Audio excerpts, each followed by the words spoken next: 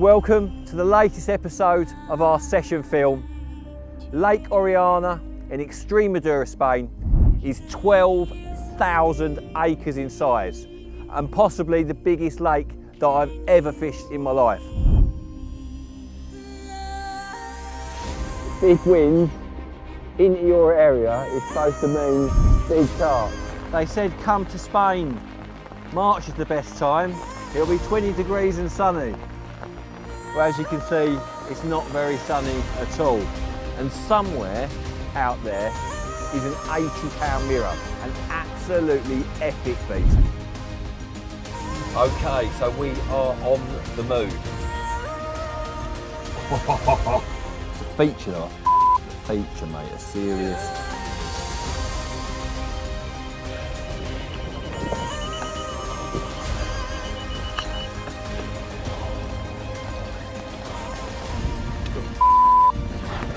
You've got it? Yeah. Stick with me, lad. What? I literally can't believe it. Amazing landscape, beautiful lake, and ridiculous carp just like this.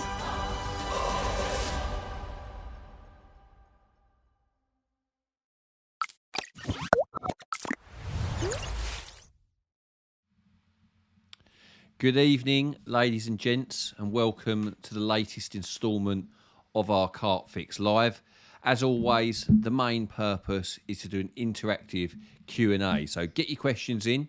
Any questions, obviously about anything carp fishing related, whether it's about our films, about your own personal fishing, anything to do with carp fishing, get your questions in. And if we particularly like any of those questions, we're going to give away some CarpFix sticker packs. So yeah, get them in. But while you're getting them in, we're going to kick off by talking about our latest film, which was filmed at Lake Orellana in Spain. Orellana or Orellana. We still haven't got to the Orellana, I call it. Orellana. We haven't quite got to the bottom of it yet, but we think it's Orellana. So we went there. It was the beginning of March. So it's somewhere that I'd wanted to fish for quite some time. You know, it's not under the radar by any stretch of the imagination. You know, there's been quite a few films made there. You know, the Monster Carp, the Caller guys have been there. I know Ridge Monkey have been there. Various other people have been, and it's just one of those big wild lakes that I'd always wanted to go. It's unique, you know, the sort of landscape, the rocks, the look of it. It's just. Yeah, it's quite a mental looking lake, an old dammed off river. A lot of fish in there, a lot more fish than I'd anticipated before I arrived. And also a lot more anglers. In my mind, I thought that Spain was a country that didn't have much of a carp scene. You know, in my mind, you know, I naively thought, you know, I don't know why I thought that, but I didn't think there'd be many carp anglers. I thought these fish were going to be completely unmolested, wild fishing. You thought it was going to be like going to France? Because like back in the day, like France now is obviously more popular. Yeah, but France is, you know, they haven't got many anglers still. Still, no. But Spain, like going on Orellana. Well, Orellana's famous, isn't it? It's the most famous lake in Spain. Yeah. And I was a little bit shocked. But we arrived on, was it a Friday? Yeah, we tried Thursday. And then tried to start fishing on the Friday. Went to look at, there's basically where the river comes into the lake. Is the sort of, there's three sections. The river comes in the first section. It's quite narrow, and in the narrow section, it's generally quite shallow, and it's regarded as where the fish go to spawn. That's from the limited information I'd had prior to our trip. That's what I'd been told, and then the lake gets steadily deeper through the three sections. So if you said the average depth in the first section is 5 to 10 metres, and in the middle section, let's say it's 15 to 25 metres, and in the next section it could be anything up to like 35, 50 metres, something ridiculous like that.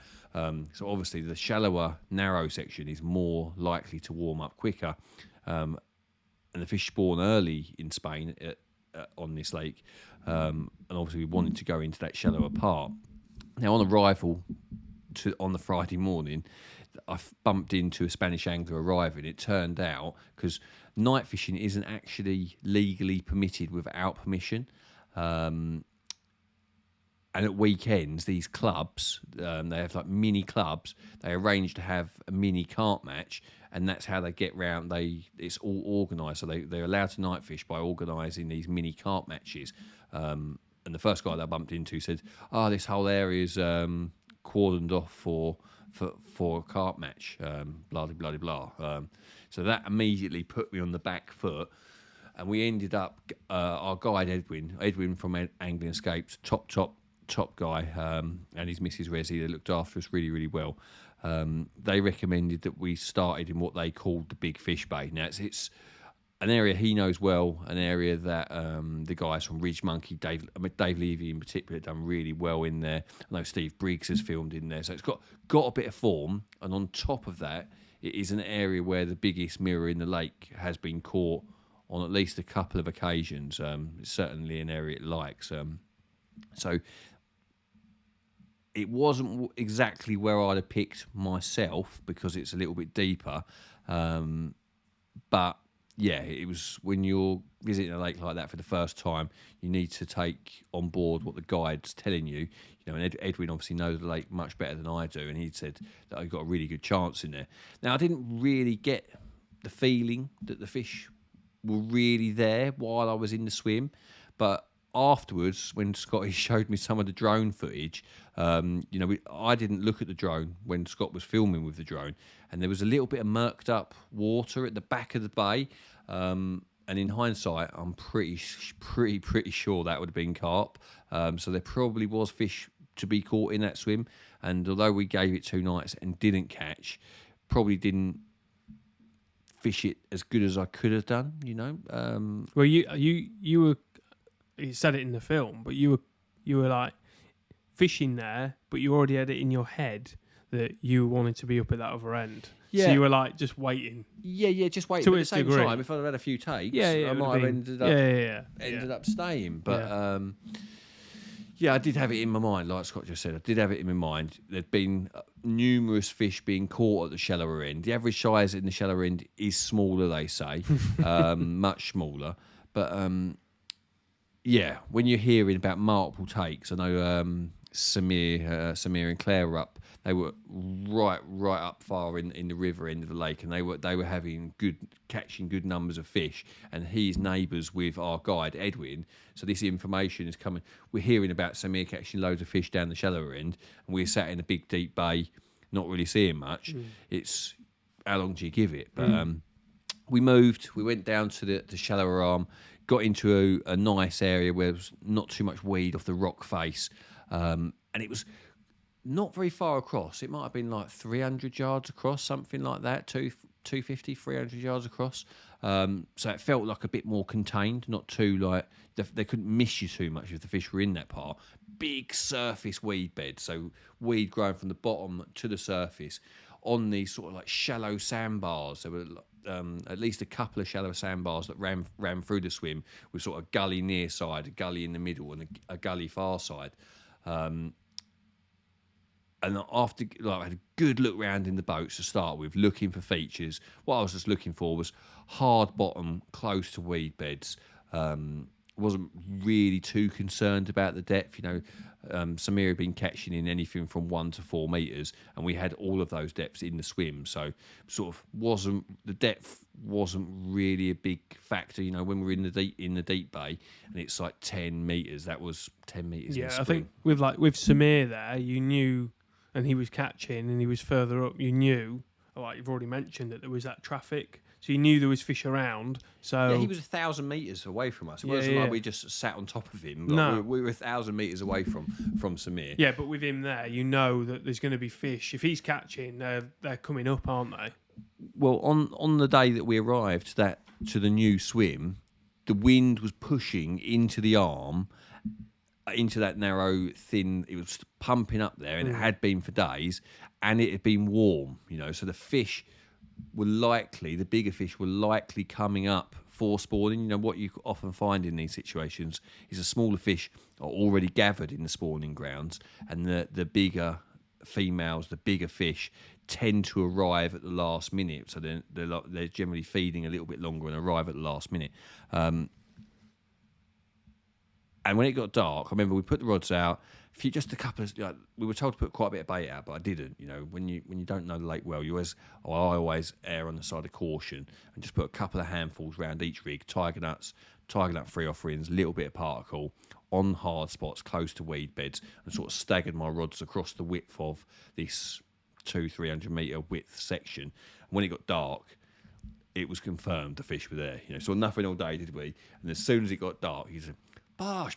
There were a lot of smaller fish. Yeah, they like little commons. 15-pounders, weren't there? Yeah, little ones. It sounded like 15-pounders flickering out all night. Yeah. But having blanked 2 nights, what I missed out is prior to arriving at Orellano, I'd been to another lake in Spain on a Corda shoot.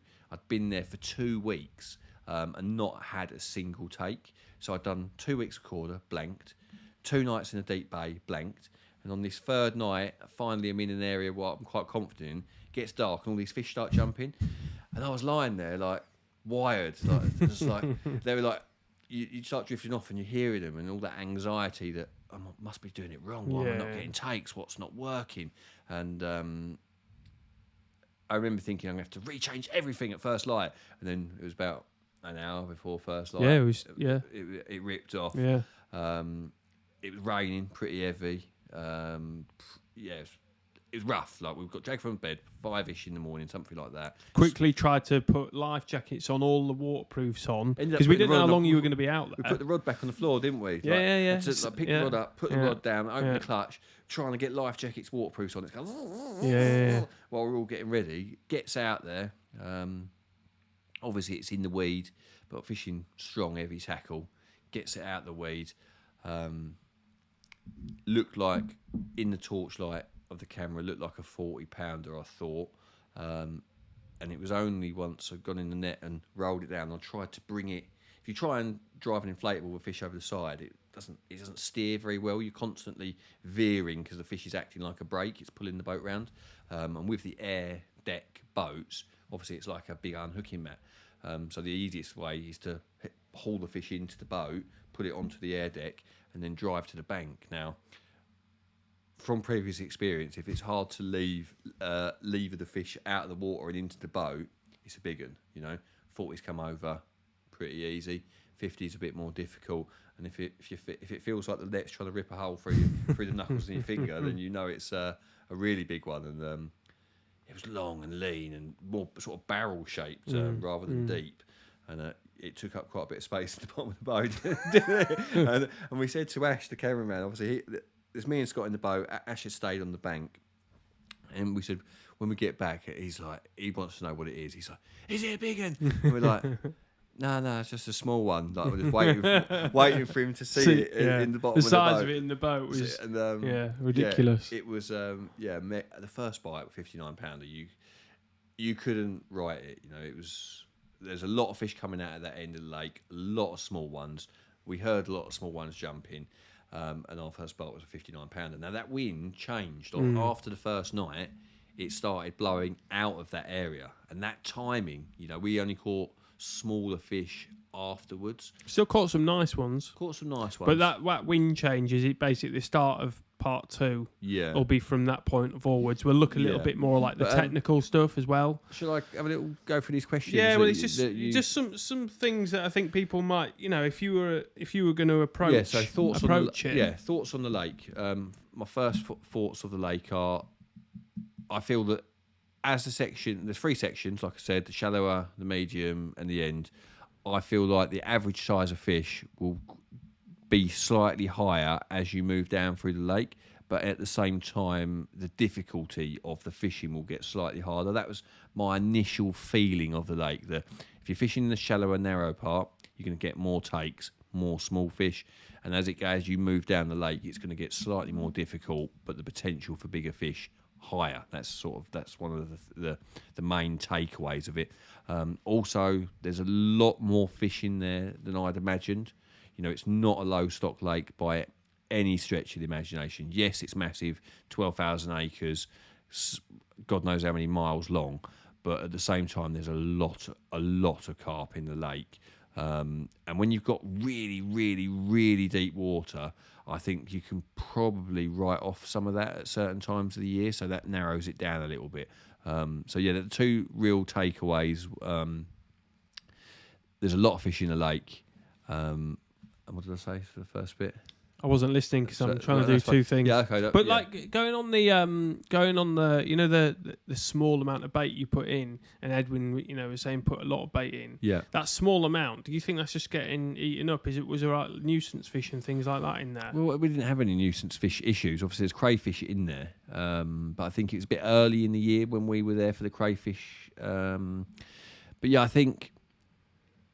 Didn't he say it was June? They had literally crayfish all month. Yeah, it's like breeding season. Yeah, they're going wild when the water's warm. But I didn't get the feeling the crays were active. We didn't see them other than in the crayfish pots.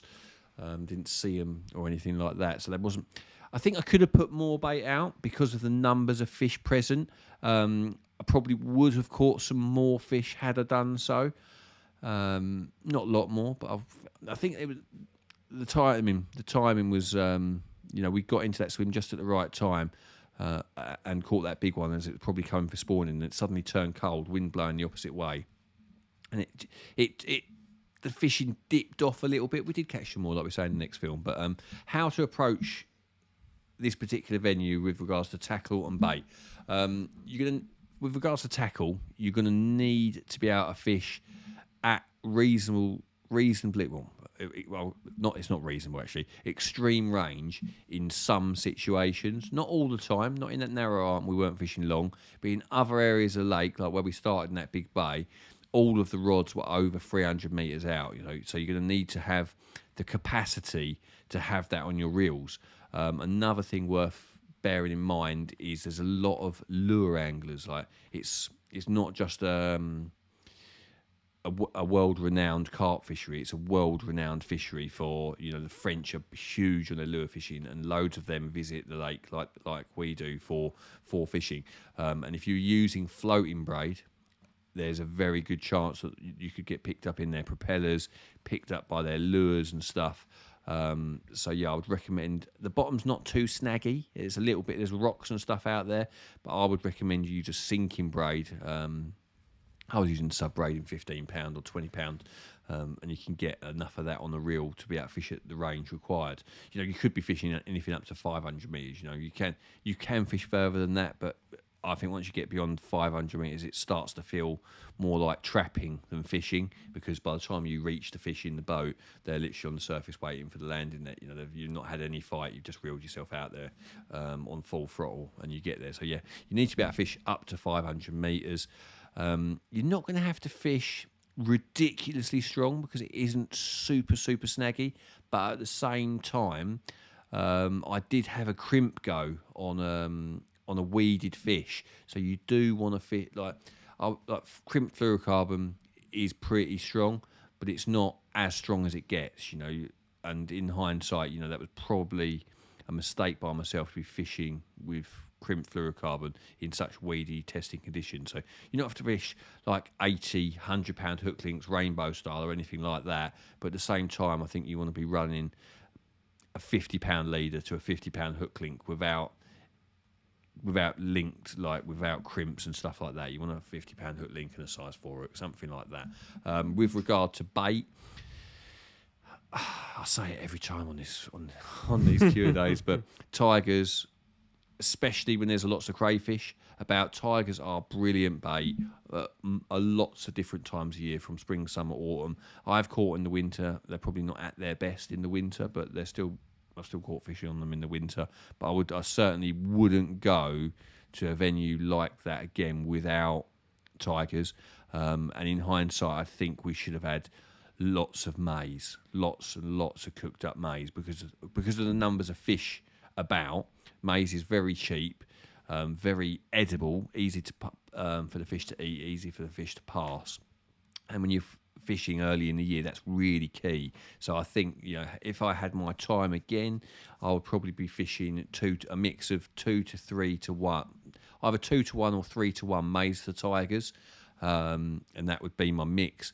and you could use some boilies, but it's an expensive way to go. You could use them as a small part of your mix. I know Dave Levy used boilies in his film and caught well on them. But if the crayfish are active, and they could be if you went at the right time of year, then you probably, I think they went a bit later, didn't they? When it was a bit, just a little bit. It was not a lot, but yeah, just it probably was would more be. in bloom. Than when we got there, it was.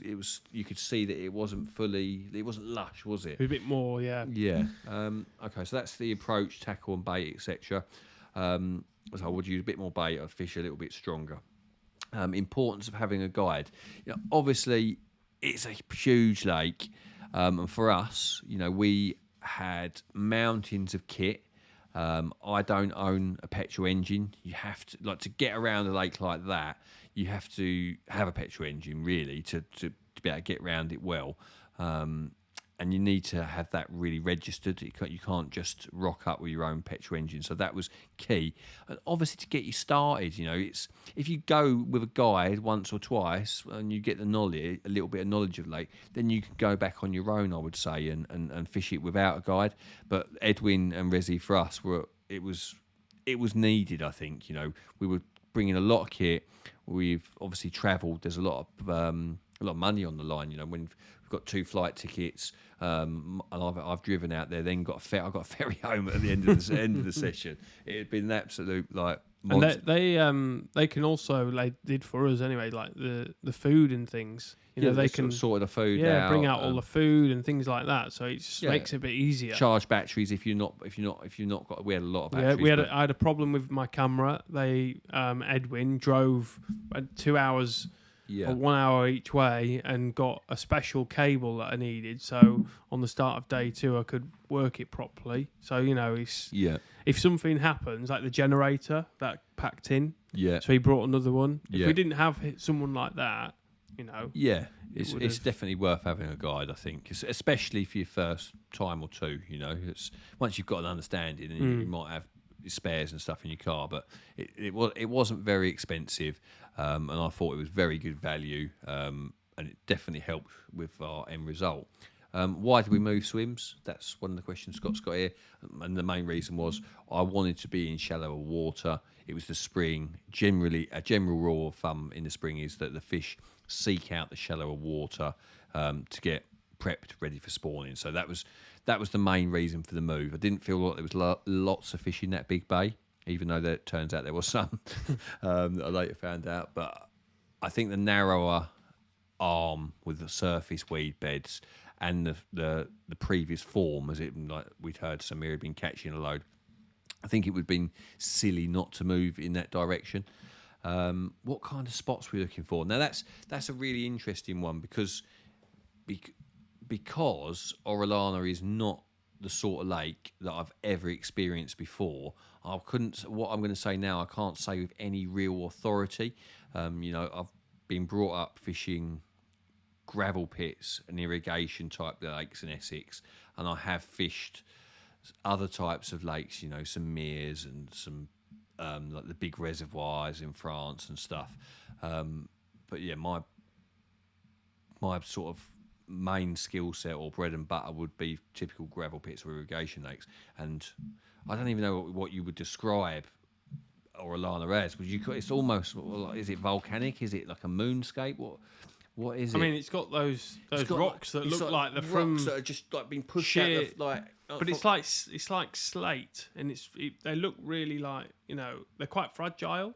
Yeah, they're very brittle, aren't they? But they've been formed in some sort of earthquake, haven't they? You can see that they've been pushed out of the ground, maybe thousands, millions, or whatever years ago. But at some stage they've jutted out, so you've got a lot of rock on the bottom, like jagged rock. Yeah. But when I say jagged, it's smoothed off as well. It's like it's all bitty, but at the same time it's not razor sharp. And then you've got sand/mud bottom in between. Now, I don't imagine you've got much natural food on the rock apart from the crayfish. Crayfish hiding in the rocks is their main natural food when the water's warm. But when it's not so warm and they're not out and about, the crays, I imagine the fish are probably digging around in the mud more for food. And I was looking for the areas sort of where it changed from rock to mud. So not in the bottom of a really sort of muddy, gloopy, where all the debris sort of goes to, but in between, sort of on the edge of the rock hard stuff, as it moved into the more sandy, muddy bottom. So sort of on that transition bit, looking for a real firm drop, but not like landing on a paving slab or having Like that, you literally did. At one point, you had your H block, didn't you? And you had the big lead on there. Yeah. And it was going down, going, ching, ching. Yeah, you could hear it. You know, the It's in the part. I think it's a little bit of it's in the film, like a little when montage. you're a kid, and they say that if you have 2 paper cups with string, you can talk down. Yeah, the sound. it was like that. It was basically that. You even with like 5-6 meters of string going to the bottom through the water, you could hear it had like a metal horseshoe on there, didn't it? It was a metal horseshoe, and it's like as it was hitting the rock, it was going ding, ding up. It's like it's crazy. Yeah, it was like the first time we it's heard really it. Weird. It was really strange. So yeah, I was looking for the beginning of the sand, the mud, close to the rocks. Were you surprised that your first Orellana carp was big? You know that, in hindsight, very, very, very lucky. Obviously, it was thousands of small ones there. But it was the timing, you know, that the wind had been pushing up there, the weather had been warm, the big fish were probably en route to arrive for the spawning, and we just got lucky in that we captured that final day before the wind swung. If we'd missed that one day, I think we wouldn't have caught a big one. You know, I think it would. Considering there were a lot of smaller fish, thousands of them. Like in the evening when we were just seeing them, like loads of them just jumping. And then up. to get that, it's just like. Yeah, crazy. And sometimes I think you get like, I don't know, like a good turn of luck. Having blank for 2 weeks recorder, having like, you know, it just I needed a. It was due, wasn't it? I was due a bit of good fortune. Yeah. You know, I was due a turn, and that was a nice one from the carp gods. Yeah, the last one really is: would you go back? Would I go back? Yeah, I definitely would go back. In hindsight, I'd probably want to fish it at a different time of year. I think I would probably want to fish it November, December time. So like the back end, right? Like I feel that every year in spring, carp anglers all dust their gear off and want to come at the beginning of spring. And I always find the beginning of spring is a good time to catch small fish. You know, like you go to the spawning grounds, the little fish waiting there. You get like the males that are all charging about. Whereas I think in the back end of the autumn, go like just before winter, I think the big one, like a lot of the little fish are sort of settling down, getting ready for winter. Whereas the big ones are still feeding up, getting themselves prepped. And if you can find the fish in the late autumn, they tend not to go too far. If you find them in a bay that they're happy in, I think you could have a better session with a much better average size of fish, especially in the deeper parts. You know, obviously I fished in the narrow section. I'd like to try fishing in the middle or the deeper end. So yeah, definitely a venue that I'd want to go back to, but I'd probably want to go at a different time of year.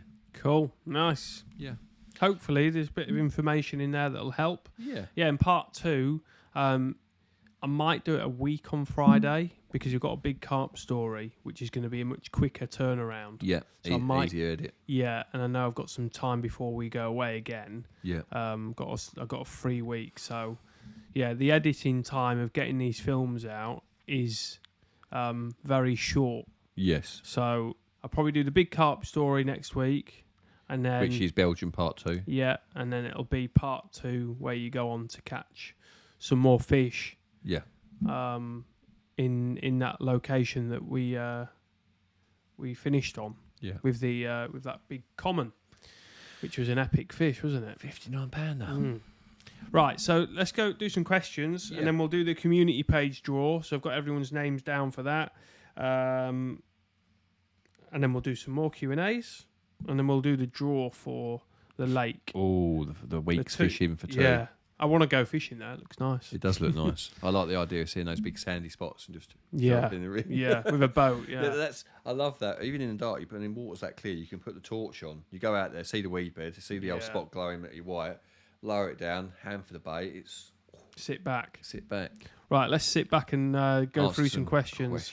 So we've got Simon Brooks' question regarding rock salt. I'm hearing a lot of people fishing solid bags made up of just rock salt.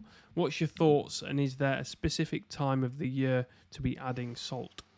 Really not the best person to answer that. Do you know Joe Morgan from Carp Angle? Me and him used to fish together in carp matches years and years ago on Walthamstow, and we were fishing a match on the Walthamstow number 1 reservoir, and there's the Coppermill stream that runs behind the lake. Anyway, typical, there was loads of fish in the river behind where we were fishing a match on the lake, and this was when salt was starting very, very. I'm going to say this was we came second in that year. It was 2008. This is when salt. I'm not saying it's the first time it's ever been used, but when it started to be known about in the mainstream carp fishing. And he made up a PVA bag of neat salt. It wasn't rock salt. I think it was probably some real cheap table salt. But we had the fish feeding in the river on some bait, and he threw this PVA bag in the middle of the bait where they were feeding. And it didn't even dissolve fully. I mean, the salt didn't dissolve. Obviously, the PVA bag did. But you could see the salt as crystal on the bottom as a little white clump. And the fish never went anywhere near it. And that probably caused me not to ever use salt in my fishing. But loads and loads and loads of guys do. Dave Finn, who I fished at Wellington Country Park, he told me that he was buying big old slabs of rock salt, hitting it with a hammer, like big old chunks, and then balling it out to where he's fishing. So he thought the fish would be returning to these big lumps, shards of salt at the beginning of spring.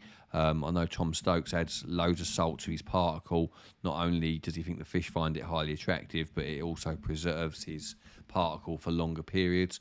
But yeah, I'm not the right guy because I have never actually put salt in anything but my food.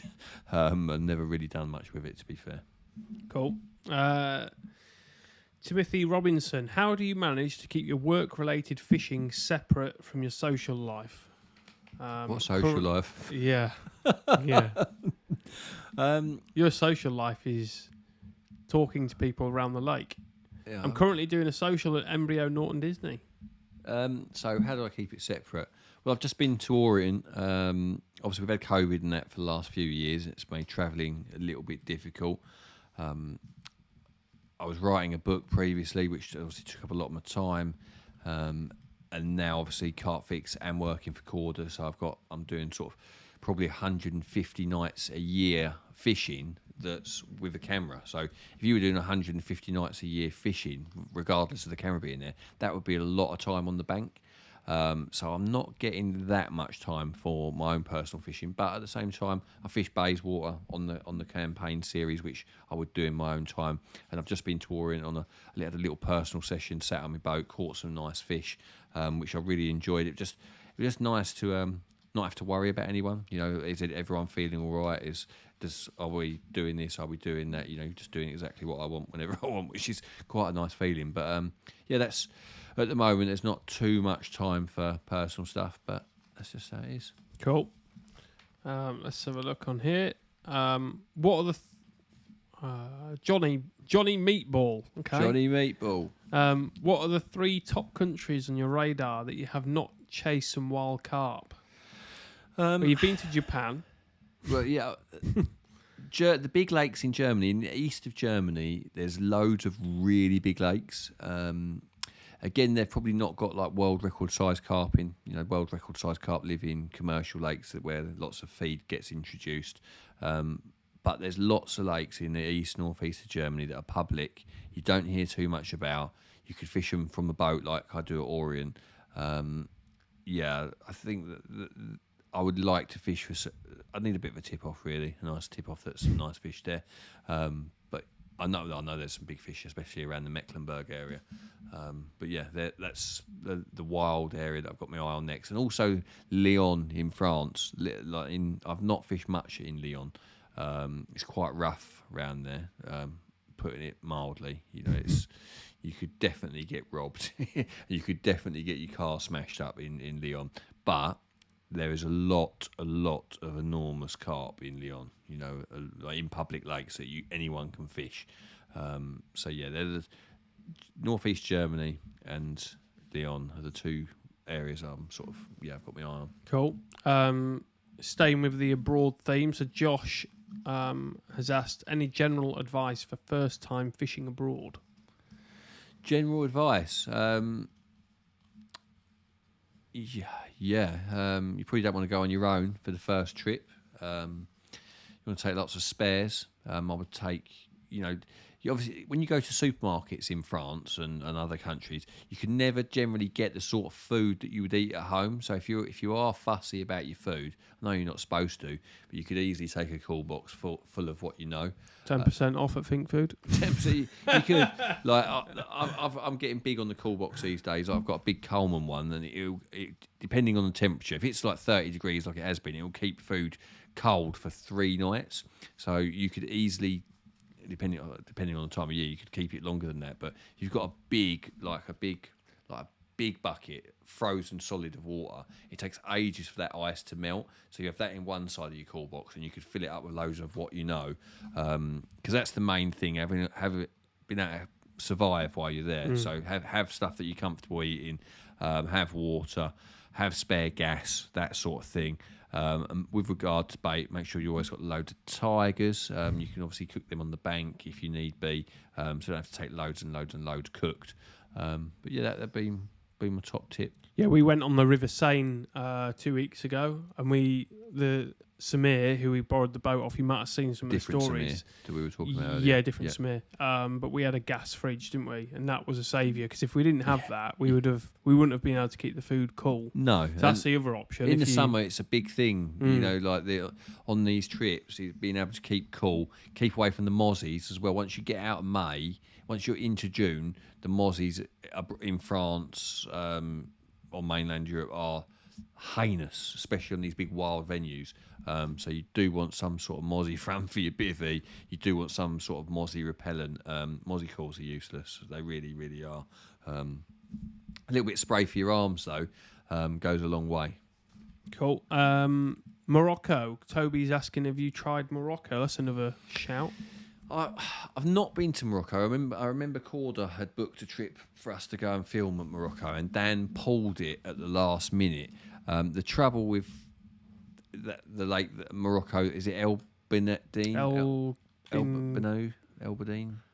Widine? Yeah, I know. I've been there. Yeah. I just can't remember the name of it. I think Bin El Widan. Widan. Something like that. Yeah.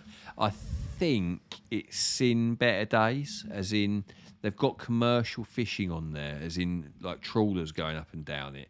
And there's strong rumour, I'm not going to say it's 100%, it's only what I've heard, strong rumour that obviously fish get caught in the nets. I heard some were being bought by the fishing guides to make sure they get put back in the lake. But I've also been told that once they started hearing that these fish were worth money, that they were getting sold onto pay lakes and stuff like that. So the trouble is, I'm not seeing lots of pictures of big fish from there nowadays. It was doing big fish years ago.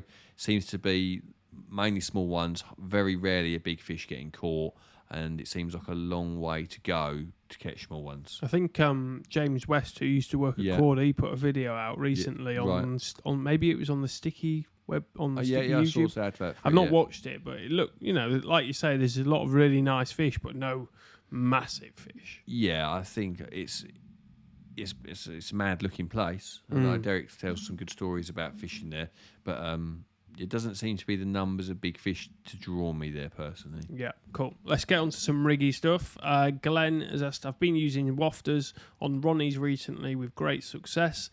I've had a few comments that they're not designed for wafters and not safe. Is it safe using wafters on Ronnies? Well, when you say safe, I assume you're talking about with regards to fish safety. I can only assume that that's what you mean. I can't see for any reason why it would be unsafe to fish a wafter on it rather than a pop-up. But from a technical and a presentation point of view,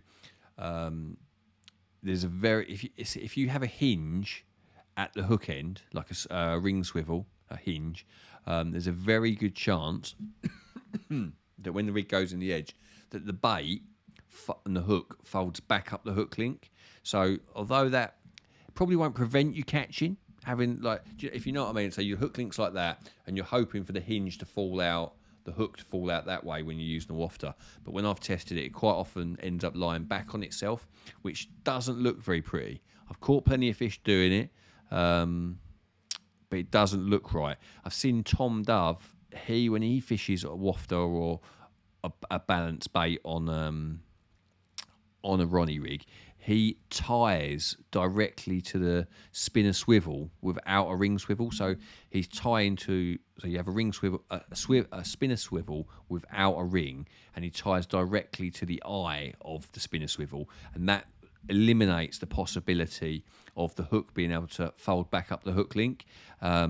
And to make sure that it's easy to go into the fish's mouth, he fishes it with a slightly softer hook link. He was using, I believe, the new 15-pound boom from Corda. So personally, if I was going to fish a wafter with a Ronnie rig, I would probably do what Tom Dove is doing, fishing it with a slightly suppler hook link and tied directly to the eye of the spin swivel and not a ring swivel.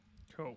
That's a good question. Give him. Yeah. So I'm going to do. Yeah, I actually wrote his name down already. Yeah. But yeah, we're going to do some sticker packs. I might just write people's names down randomly, and I'll just read them out at the end. Yeah. Adam Walsh, any tips for a 12-acre gravel pit lake, odd patch of weed around 120 carp to 30 pounds? How long would you leave a rig in for, and what rig? Well, the rig is always determined, or should be determined, by the bait that you're fishing and the bottom that you're fishing over. So you'll see most of the time that my rigs in all of these videos, I don't really vary that much. I've got my stiff hinge rig, I've got my combi multi rig, and they tend to suit most of the fishing that I do. So yeah, pick a couple of rigs that you're really happy with, and stick to them and fish them well. With regards to the lake itself, what advice I would give: if it's 12 acres with 120 carp, they say that low stock starts at 10 fish per acre, so that's sort of at the top end of low stock. You know, it's not going to be, you're not going to be climbing up the rods, but it's not going to be super difficult either if you're fishing technically proficiently well. So if there's a little bit of weed about, especially this time of year, fishing close to the weed on the clear spots around it, you know, there's like little clumps of weed, that could be a magnet for the carp, you know, somewhere where they like to hang out. Carp like weed. So yeah, try fishing around that. But obviously in all types of fishing, the same old thing comes to, is the correct thing, is that location is everything. So you need to either find the fish before you start fishing, if you can, move on to the fish when they show themselves, or take note of where you are seeing fish around the lake and base your location around where they're regularly getting. Cool. Right, let's have a little look here. So we've got Lee. With a resetting rig, would you still use sharpened hooks? I'm really concerned they're getting burred over, then missing fish. Yeah, I've started to sharpen my hooks a little bit less, as in I used to really take them down to absolutely nothing, and I still do so on with pop-ups a lot of the time, but when I'm fishing on the bottom, I'm going a little bit more user, like a little, I'm not going, if you imagine that's the hook point, I'm not making it like that. I'm keeping it, it's fine on the top, but a little bit thicker, not having the same level of taper to it. If a fish picks up your rig, tightens to the lead, and shakes free, with a sharpened hook, it is a very good chance that it's going to be burred. But I'm of the mindset that I don't get done too much because the hook's sharp in the first place. I feel that when the fish picks it up, if it gets pricked and it shakes its head, I think most of the time with a sharpened hook it's getting done. I don't ever feel that I'm getting what I call aborted takes that often. And your hook will always be burred when you reel in anyway, because your line's sunk. Once your line's on the bottom, it's impossible, to, especially when you're fishing on hard gravel, to retrieve a sharpened hook from a gravel spot without burring it. Because your line's sunk, it drags the rig along the bottom when you start reeling in. when you first cast out, your line's on the surface. So when you pick it up immediately, it lifts the lead up straight off the bottom.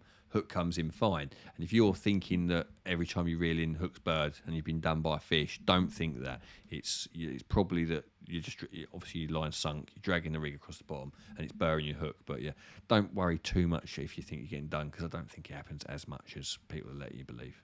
Cool. Adam has asked, what bait do you prefer, a high protein bait or a high oil bait, and what would you recommend from mainline? I think I don't really know much about. I've read loads about people saying that carp are really drawn to high protein baits. It's been said for a long time, probably true. But high oil, high fat baits, if you look at everything that's good in the summer, everything that's good, it tends to be quite oily. You know, hemp's oily, trout pellets are oily, luncheon meat's oily, fish meals can be oily, peanuts are oily, and I've also heard it said that fish can't detect oil because it's not water soluble, and so it's obviously can't be found in the water. But I can't believe that to be true. I find that difficult. Why would everything that's oily be good in the warm weather? So yeah, I think oil. They like oil, whether it's an attraction thing or a taste thing.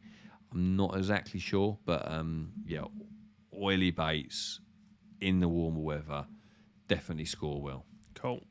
John Roper, how do you fish for highly wary fish when casting or spomming to them? Do you find there's always a pattern and can be ahead of where they will move to? Well, obviously, most of the lakes that I fish are highly pressured. You know, in the UK, we've got one of the highest densities of anglers per lake or per water, and especially so when there's big fish. You generally go into lakes because you've heard of them, that you've heard there's big fish there. The fish are big because they've been fed loads of bait. So these fish we're fishing for as cute fish as there are. You know, wild fish are not cute. The fish like that are in data-kit lakes such as Linear, commercial fisheries in France like Gigantica, these carp are under constant pressure, and it's just a way of life for them. They don't want to get caught, but at the same time they know what bait is, they want to come to it. And the real key is being able to, like when you say, how do you adjust your approach to catch cute fish, it's more a case of knowing when to bait and when to make your disturbance. You know, obviously you've got to be on the fish to catch them. You can't catch what's not there or doesn't swim through your swim. But you want to be able to set out your stall, get out your bait, do your spomming, do your casting when you think you're least likely to get a take, and that you're giving it a good amount of time generally on the harder lakes for the fish to come into your swim and everything being laid quiet. You know, a lot of the time at Gigantica, I don't go for dinner, for example, because everyone recasts at 6 o'clock in the evening. So if you have your dinner delivered to the swim, your rods are out fishing. And I've had takes at dinner time, but also at the same time, I've had takes in the evening because everyone starts casting them out and spomming and pushing the fish into your swim. So yeah, try and make on really easy lakes. Obviously, they come to the sound of spom hitting the water. So there are tangibles that there's no fixed rules in carp fishing. But difficult lakes, try and get your rods out early before the fish you anticipate getting a bite, so it's nice and calm in your swim at bite time. Very good. The Mids has asked a question about chili baits. About what? Chili bait? Chili. Like just chili yeah. chili on baits. Chili baits. Would you use a chili pop-up or plastic corn with chili, or a wafter over the top of a bed of boilies? Someone's been watching Dan. Dan's been yeah. on Dan. Also, what do you think of cork wafters? Well, I'm guessing from I might be incorrect here, but Danny's recent Neil Spooner vlog takeover. Right. He was fishing at Gigantica. I fished in Alamo for a week for Thinking Tackle, and then the following week he fished in Alamo for this vlog, and he was using like chili sauce in his bait and chili soaked plastic corn, and he's convinced that it's highly attractive to carp. He's convinced of it, like the real hot leaf. What kind, like just chili out of a supermarket? Yeah, like he's got like different ones, like. But He's used that one like a.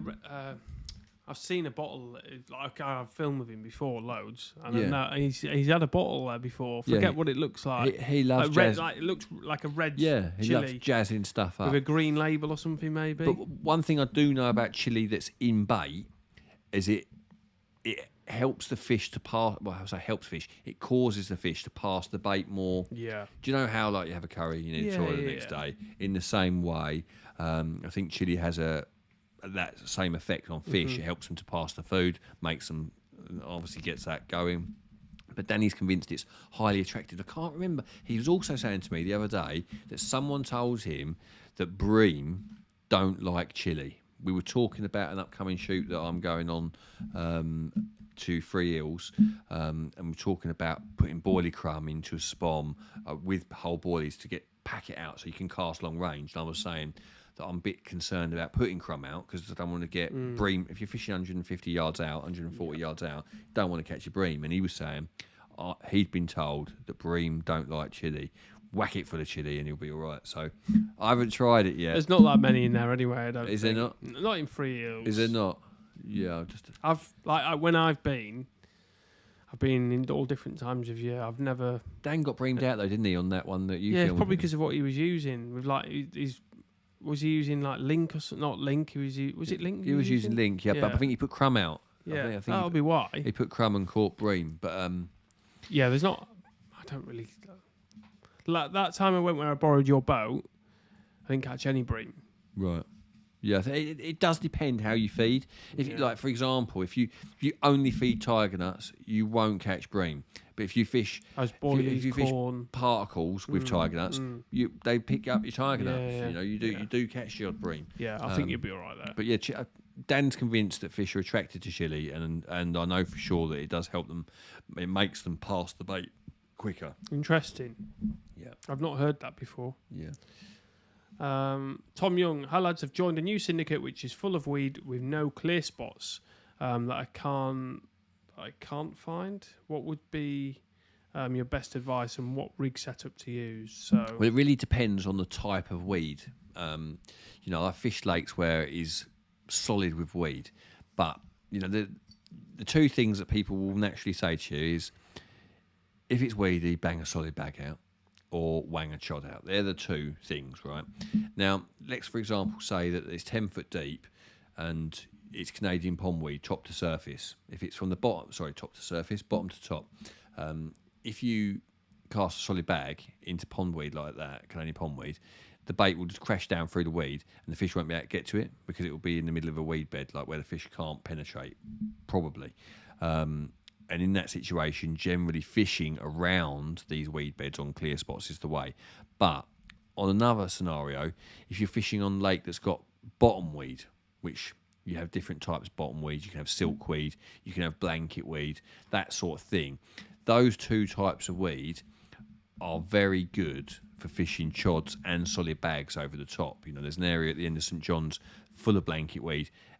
Like you can just see it's really shallow out there. You can see this blanket weed. Everyone walks past the swim because there's no clear spots. But you fish a chod on top of this weed, and it seems it's really easy to catch them at certain times of year in that particular area. So the thing to bear in mind is stemmy weed that grows with stems, is harder to present in. If it's more sort of moss, like a blanket type weed, silkweed, then yeah, those types of weed you can fish solid bags and chods in. Cool. Do a quick one while I get the community draw ready. Bailey has asked a question. What, Ian Bailey? No, Bailey Buchanan. Okay. Do you think it's worth upgrading from an iPhone to a DSLR camera? It really depends on how into your fishing pictures you are. You know, iPhones take incredibly good pictures these days. You're obviously not quite as carpy as these DSLRs, you know, but to get a really decent image out of a DSLR, you're going to have to spend quite a bit of money. You know, you're going to be looking at a £300-400 body. I'm going to say something like that. At least a couple of £100, but probably 300 or 400, and then you're going to have to buy a prime lens. So you're probably looking at a £500 investment to get a mid-range sort of setup. And if you feel that your catch pictures warrant a £500 spend, then yeah, it's worth it. But at the same time, if it's not important to you, the pictures, and you just enjoy fishing, then your iPhone's just plenty good enough. Yeah, I guess the only other thing is it like at night time. Self-takes, like, isn't it? Self-takes, but also like just if you want to use a flash at night, yeah, they've got a flash on, but it's not going to be anywhere like having a normal camera. No. So for low light and stuff, you're better off with an SLR. But yeah, if you're out all the time and you can justify it, you know, depending on what iPhone you've got, they are going to give you a better picture to a degree. Yeah. Like especially if you want to blow it up on a poster like we've got here. Yeah. Like these, just on an iPhone, they'd look fine to you quite far away. But yeah, if you got close, they wouldn't be. Great. They wouldn't be great. So yeah, I would. I'd upgrade if you go fishing all the time and you take pictures. If you're into it, but you might have something else that's more. You need to spend £500 on. Yeah. Right, let's have a look on here. So, everyone's names that's done an entry in May is in this draw. So, good luck. You may win a £50 voucher. Shane Hooper wins a £50 voucher. For Johnson Ross, who will get in touch with you with how to claim it. Lovely job. Yeah. You send him an email because he might not be watching, obviously. Yeah. Well, he might rewatch, but... Yeah. Right, shall we go back to a few questions? Yes. And then we'll do the draw for... The CarpasenS. Yeah, CarpasenS in 15 minutes or so. Yeah. We'll just go through a few more of these. Okay, so Simon. This year, I'm dedicating more of my time to low stock lakes with bigger and warier fish. I'm currently on a 12-night blank. What would your approach be? Because I feel I'm overthinking it. Carp fishing is very, very simple. You know, ideally, you need to find the fish or know where they are. You know, that's number one. Find the fish, know where they are. Number two, you need to find a spot where you think they are likely to feed on, or at least encounter what you're going to offer them. So look for the fish, find a spot that you think the fish will visit or likely to visit, ideally a clear spot near a feature, near some snags or whatever it may be, reeds, weed bed, island, but a clear, hard, presentable bottom.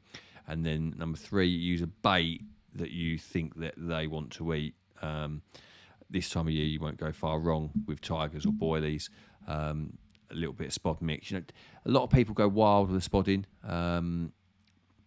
I would say in most situations that 8 accurate spoms on a rod is enough to draw some attention. So you don't need to pile in loads generally, especially if you're short session fishing. You can always top it up with a couple few more. But opening line of attack, 8 big spoms is a good number, I feel.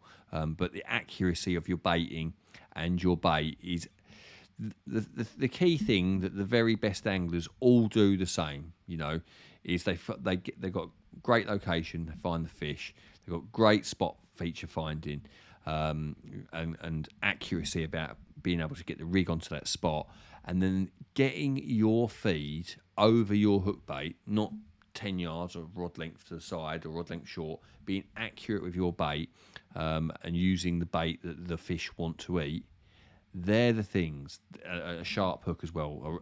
So you're going to find the fish, you're going to find the spot that they want to feed on, you're going to use the correct bait, and you're going to bait accurately, and you're going to use a rig that doesn't tangle and that has a sharp hook on it. They're the things. If you align those things consistently, you know, blanks happen in carp fishing, of course they do. But the most important things, you know, those four or five things, if you align them consistently, you'll get them. That's just how it is. Cool.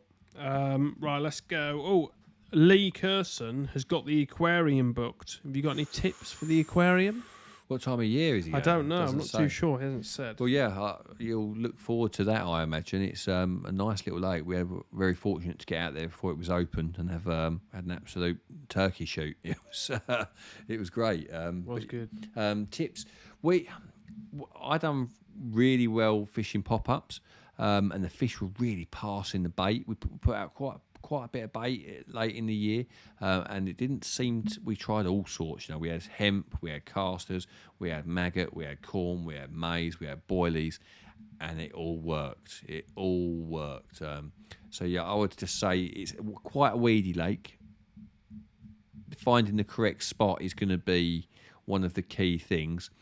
I believe that the swims on the lodge side of the lake see the most angling pressure, because they're close to the lodge, and the swim opposite, there's a bit of a point over there, and the left, well, either of those two swims, they look like quite nice swims, a bit under fish looking swims. So that point opposite the lodge looks like a nice area to me. Cool. Danny, how do you stop your zigs on adjustable zig rigs from tangling? I like to use foam nugget. Rob Burgess, there's some videos of Rob Burgess doing it on the Corda page. Is it? I think he also he tapes it, doesn't it? Yeah, and also on our linear one that we did with him.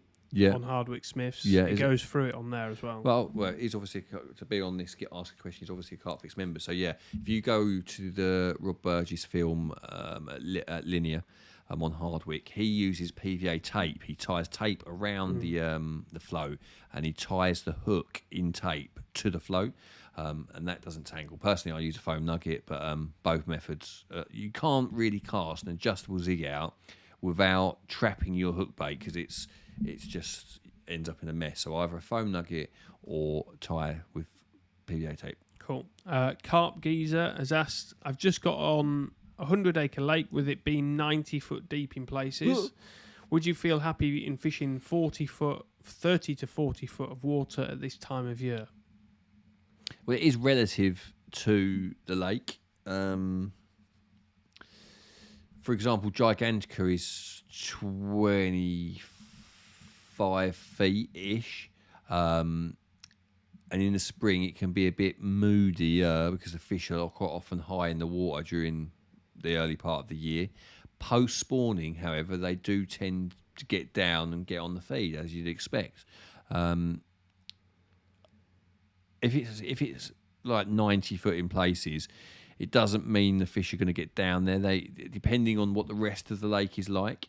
If you've got areas that are shallow, then I imagine those shallow areas are going to produce more frequently and more often. But if it's like a bathtub where most of it's 30 to 40 feet and one deep section, then you will definitely catch in 30 to 40 feet, especially come July, August.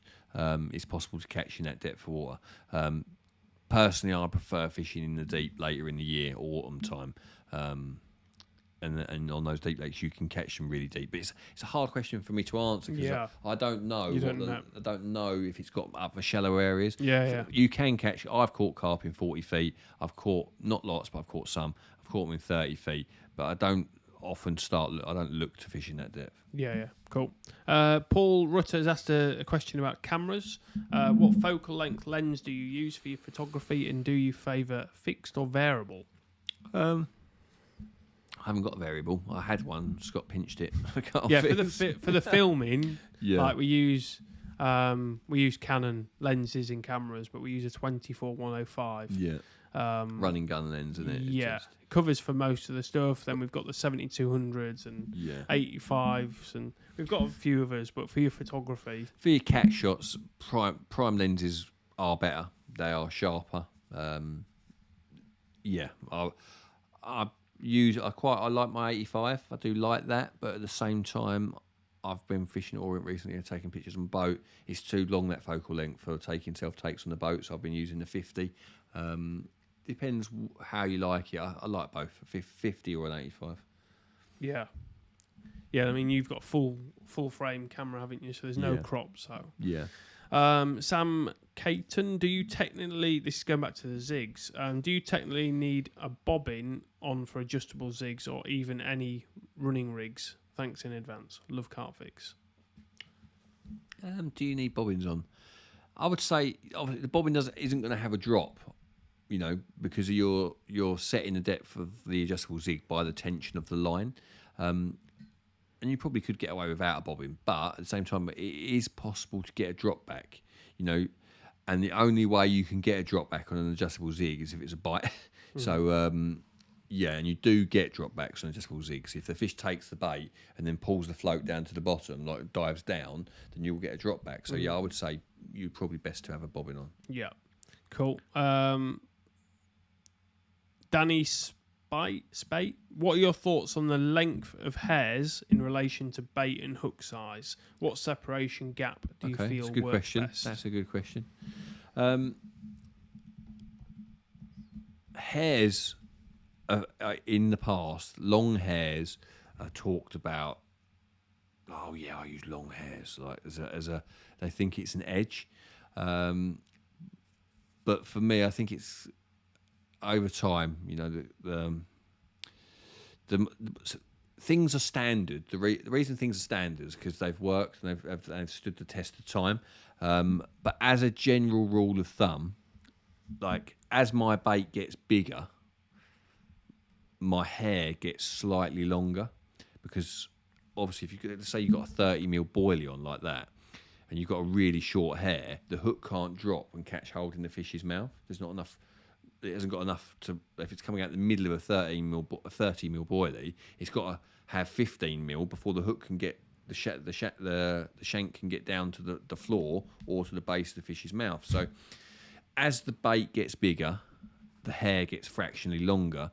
But at the same time as saying that, when I'm fishing with a double 25, 30mm boilie, the gap between the first bait and the bend of my hook is never more than 15mm. So the longest gap between the bend of the hook and the boilie I ever use is 15mm, and it gets smaller, the smaller hook and the smaller bait that I use, to the point that when I'm using small baits, there's only 3 or 4mm. So if you say the range is for me is a 15mm gap to a 3 or 4mm gap between a 12mm boilie and a 30mm boilie, and it sort of steadily gets a little bit longer as the bait gets bigger.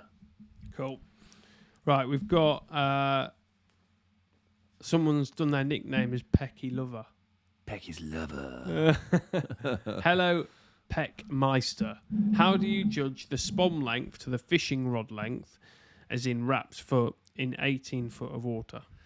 Right, you can do formula, but formula is open to getting wrong. The first thing first, if you're a CarpFix member, which you are, look back at the Farlow's film. I think it's called the Farlow's Carve Up, is it? Yeah, it might be like the second video of your one. Yeah, maybe. so if you look at the Darrell Peck feature films, I think it's the second one on there. We went to Farlow's, and I do go into it a little bit about getting your bait accurately over your fishing rods. But the first thing to take into account is your finishing position. So obviously, a lot of people don't consistently hold the rod in the same place. So you hit the spom and you feel it down like that, or you feel it out like that, and you do the same with the leading rod. If it's not consistent, you're never going to bait up accurately. So you have to consistently finish in the same position with your spod rod, and consistently finish in the same, not the same. The spod rod and the fishing rod don't need to be finishing in the same position, but each spod cast needs to finish the same, and each fishing rod needs to finish the same.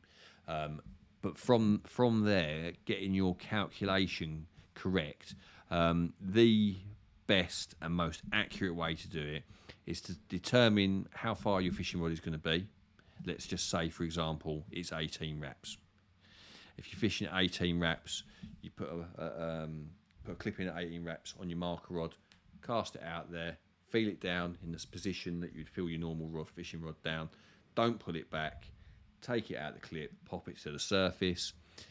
Then cast your spom rod out there at the same wrappage. So let's say it's 18 wraps. You'll notice immediately that at 18 wraps, your spom is going to land beyond your float. I would then draw it back across the surface till it looks like it's 4 feet behind the float. I would then readjust the clip, cast it back out and check it. And as soon I want the spom to land 2 to 3 feet behind the float, because you'll find as it hits, it creeps back pretty quickly on the tension of the line, on the bow and the ripple and stuff. So you don't want it to land exactly level with the float, because it will start to draw back before you've even pulled it. But that's how I do it. If I want to be accurate, I check it. I put a float out there on the fishing rod clip, and then I cast my spom to it and make an adjustment. Cool, nice.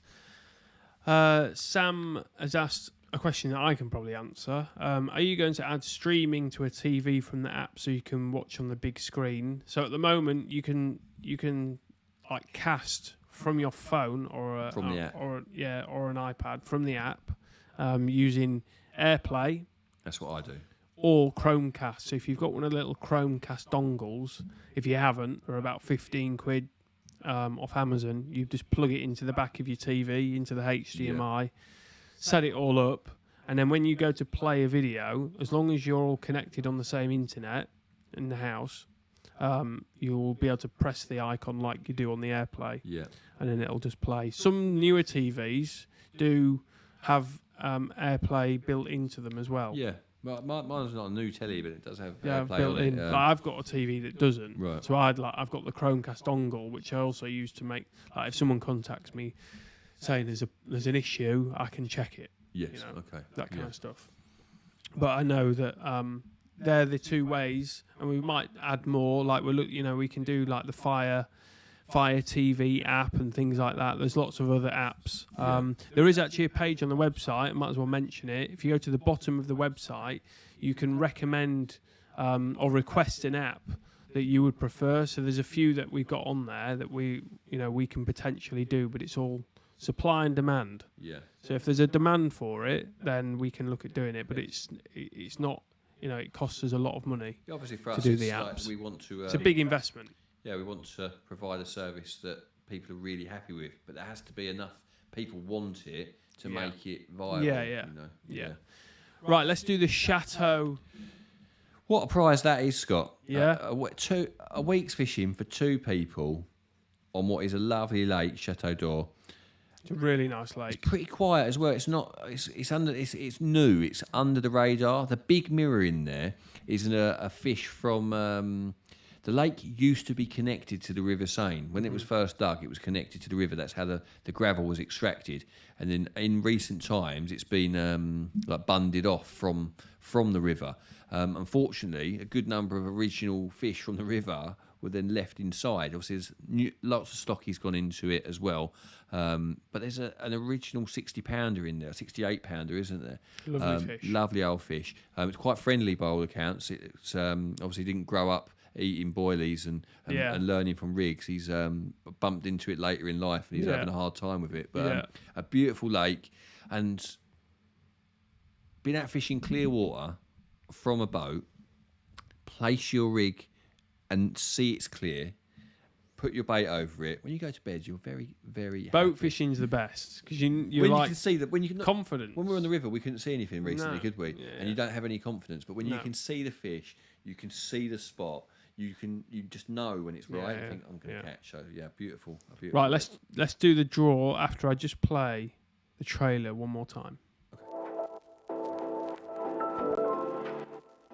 Every month on CarpFix, we promise to do a free prize draw exclusive for our members.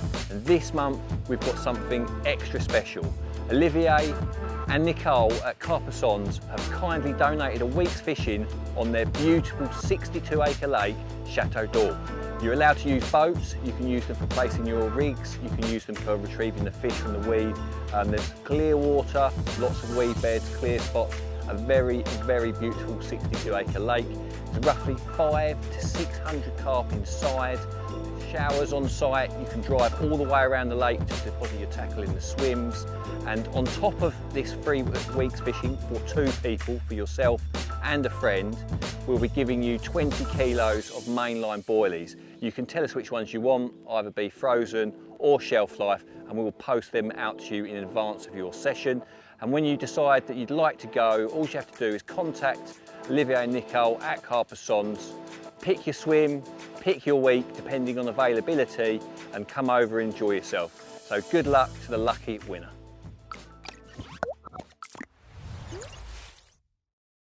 Right, let's do it. Do the draw. Do Hit the button. draw. Someone has asked, Stephen has asked, how do you enter the draws? All of the CarpFix members, so if you've signed up... Whether you've got a year, Yeah. a 6 month, a 4 month, a rolling monthly, if you are a member Yeah. and you still have access to watch the videos, Yeah. you are automatically, your name is in the random name generator, Yeah, random which I've name. got here that you Yeah. can see on the screen. But if you signed up through the app, I think everyone on that's watched or has joined this that I can see is basically if you sign up through the app, you also need to create an account.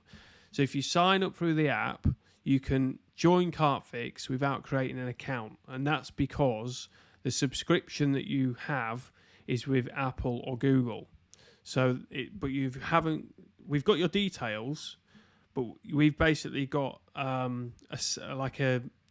made-up email address, which links us back to the Apple subscription. It's a little bit long-winded, but to have the full for transparency and for us to be able to contact you a lot easier.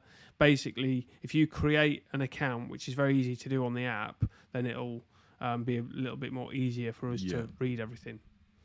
A little bit confusing, but right. Go on. You press the little blue button.